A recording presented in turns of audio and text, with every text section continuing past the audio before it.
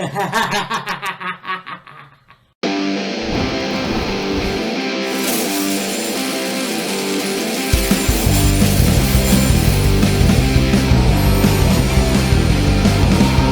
said, she'll take me anywhere, she'll take me anywhere, as long as she stays with me. She said, she'll take me anywhere, she'll take me anywhere, as long as I stay queen. Kiss, kiss Molly's lips, kiss, kiss Molly's lips, kiss, kiss Molly's lips, kiss, kiss Molly's lips.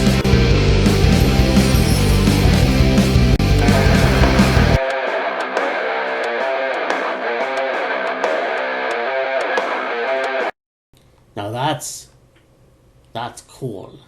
And just finished Fastlane, which obviously was Saturday. Very good show. And yeah, I mean, it's one of those things where I don't understand how WWE could be that good again. And I don't mean that as an insult. It's like I'm trying to understand. After Vince leaves, we finally get to have the WWE everyone has always wanted. And it obviously started 2 years ago with SummerSlam. And we're getting it back with Fastlane. And we did it with Backlash and all that. And it's very cool. It's very cool to see WWE go back to, I don't want to say the Attitude Era because that's cliche at this point, but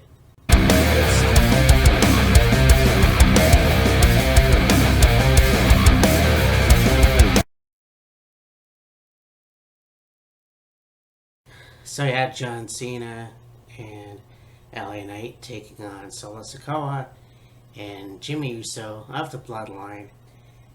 This was a pretty good match. I mean, obviously, there's a lot of back and forth with Solo and John, and so it's like I could see them have a good feud for the next few weeks, but honestly don't know what's going to happen with that.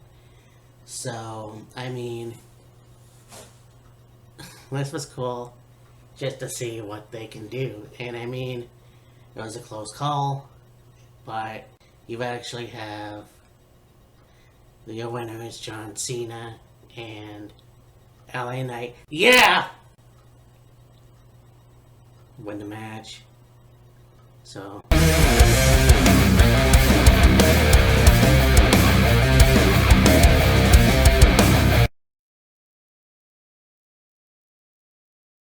This match was pretty cool as well. And it's for the WWE Tag Team titles. The Undisputed Tag Team titles, no less.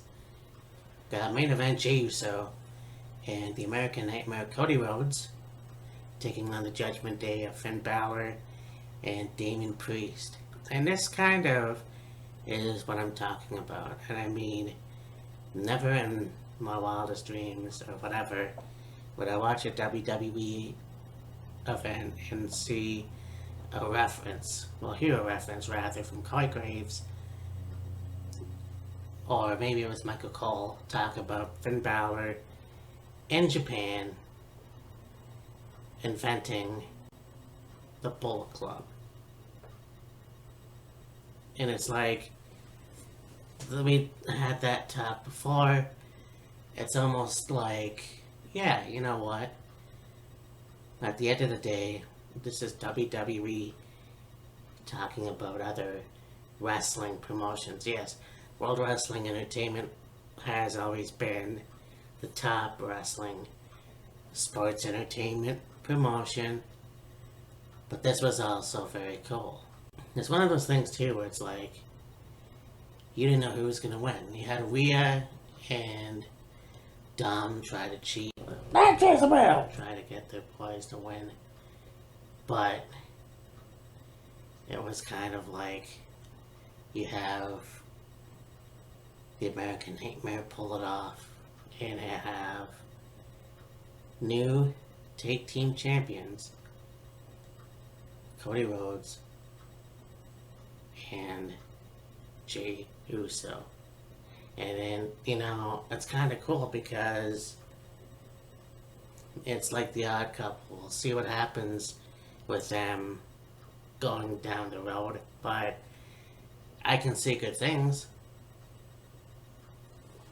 I mean, Monday Night Raw is still going on as we speak, and we'll see what happens. I keep saying it, hopefully we'll get rid of those damn 2 titles. Well, 4 titles, but only time will tell.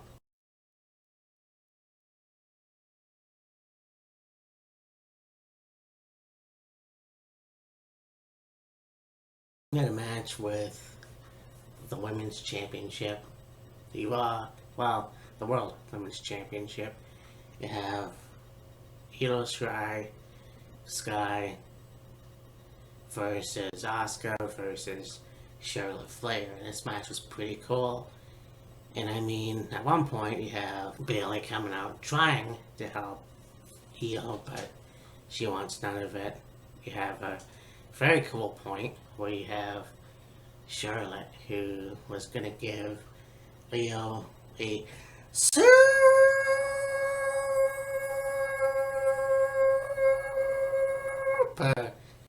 Samoan drop, but then that got canceled with Asuka doing a super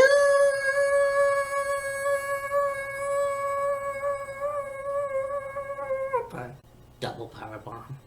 Well, you know what I mean. So it was pretty cool. You know what? As much as I don't like Charlotte, she also pulled out a badass spear, which she's always done, but I found this one was pretty cool. You have Asuka in the beginning give Charlotte the blue mist, which will kind of be a theme in a way, which I think is pretty cool. But nonetheless, Io pulled out the win, retaining the women's title. So there it is. I think that's pretty awesome. I mean, she celebrated with Dakota and Bayley, so we'll see. I don't think they'll break up just yet. I know there's talk of it, but we'll see what happens with that in the future. Honestly, I mean, it was a really good match. So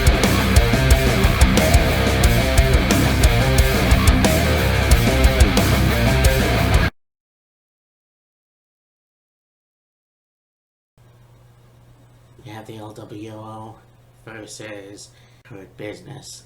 Well, they haven't called themselves that yet, but it was Bobby Lashley and the Street Profits who actually are legit heels now, which I think is pretty cool. And the LWO, it was just Ray and Santos Escobar as Raul Mendoza and Joaquin Wilde were not in the match. Cruz del Toro, whatever. And so it was basically a 2-on-3 handicap match. And, you thought, okay, this was going to be interesting. And Selena even got involved. But just when he thought the LWO was out, it was the music hit. And, the thing was, you have Carlito coming back. But she has new theme music. And then that kind of makes sense because his other music seemed more like a heel type thing. So, I mean, it was a pretty cool thing. And, LWO did pick up the win. And so I think we're going to see Carlito on SmackDown as a member of the LWO. And I think that's pretty cool. You got 2 members from Mexico, 2 members from Puerto Rico. And so we'll see. And then of course, you got obviously the other 2. So we'll see what happens. I think it's pretty awesome to see a team like that coming back. And yeah, I know the original LWO from WCW apparently never won a match, but it's pretty cool to see them pick.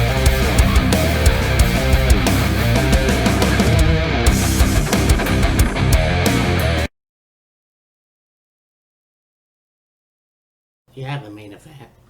Seth Rollins versus Shinsuke Nakamura. And this is what I'm fucking talking about.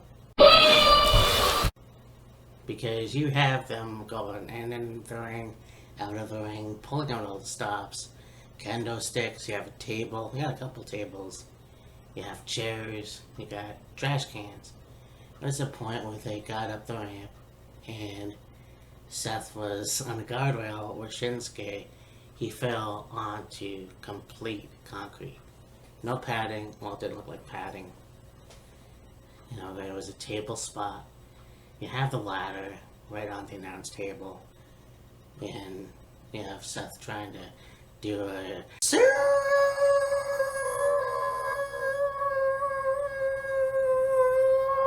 superplex to Shinsuke.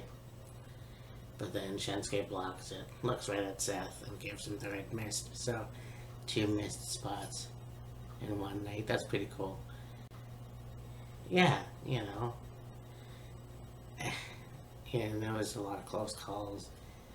You have the Falcon Arrow by Seth Rollins on to Shinsuke, and then like crashed through. I think it was a table for the win. And I mean, look, I think Shinsuke should have gotten a title at some point, but I don't know what's gonna happen in the future, because it just seems like every time he's this close, they pull the rug out from under him, but it's neither here nor there. Anyways, yeah, Fastlane, Indianapolis, very good show, and yeah, guess we'll see what happens in the future. I know Kyle did a play-by-play of his own. Go check that out, and I'll talk to you later. Bye. So you know that them cutting WCW was a long time coming. I